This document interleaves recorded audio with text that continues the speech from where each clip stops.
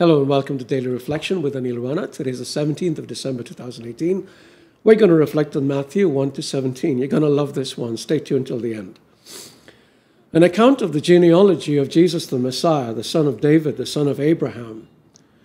Abraham was the father of Isaac, and Isaac the father of Jacob, and Jacob the father of Judah and his brothers, and Judah the father of Perez and Zerah by Tamar, and Perez the father of Hezron, and Hezron the father of Aram, and Aram the father of Aminadab, and Aminadab the father of Nahshon, and Nahshon the father of Salmon, and Salmon the father of Boaz by Rahab, and Boaz the father of Obed by Ruth, and Obed the father of Jesse, and Jesse the father of King David.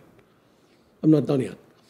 And David was the father of Solomon by the wife of Uriah, and Solomon the father of Rehoboam, and Rehoboam the father of Abijah, and Abijah the father of Asaph, and Asaph the father of Jehoshaphat, and Jehoshaphat the father of Joram, and Joram the father of Uzziah, and Uzziah the father of Jotham, and Jotham the father of Ahaz, and Ahaz the father of Hezekiah, and Hezekiah the father of Manasseh, and Manasseh the father of Amos, and Amos the father of Josiah, and Josiah the father of Jeconiah and his brothers at the time of the deportation to Babylon. I'm still not done.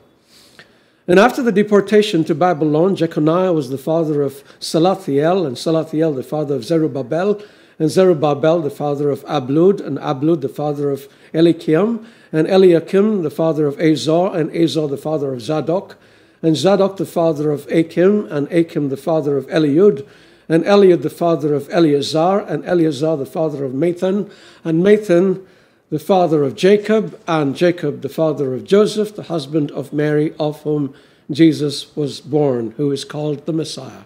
So all the generations from Abraham to David are 14 generations, and from David to the deportation to Babylon, 14 generations, and from the deportation to Babylon to the Messiah, 14 generations. This is the gospel of the Lord. I'm pretty sure many of you are waiting for that to get over, probably wondering why Matthew would start his gospel with a long genealogy instead of getting straight into the action like Mark, or telling a tale of two miracle births like Luke did, or the operatic opening of John, "In the beginning was the Word." The reason is because genealogy was very important to the Jewish people who were Matthew's main audience. Matthew begins by writing an account of the genealogy of Jesus, the Messiah, the son of David, the son of Abraham. He introduces Jesus straight off the bat as the Messiah, the long-awaited Savior, then links him to the line of David and Abraham.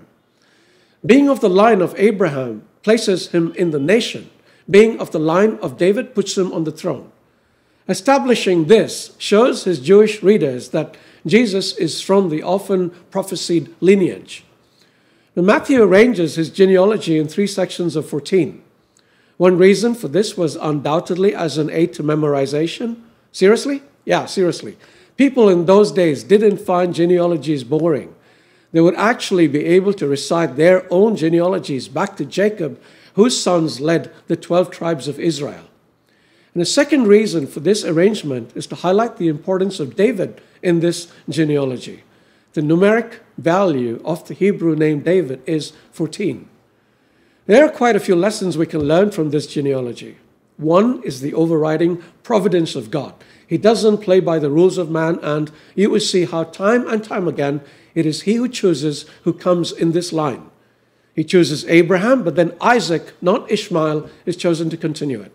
Again, it is Jacob, not firstborn Esau, that continues the line. David, too, was not the oldest in his family. Another thing we'll learn is about the grace of God. 5 women are included in this genealogy. You see if you can spot them all, 4 of whom were Gentiles and 3 of them guilty of sexual immorality. It says the gospel is for everybody, male and female, Jew and Gentile, rich and poor, and, of course, for the sinner. And finally, we learn that God keeps his promises.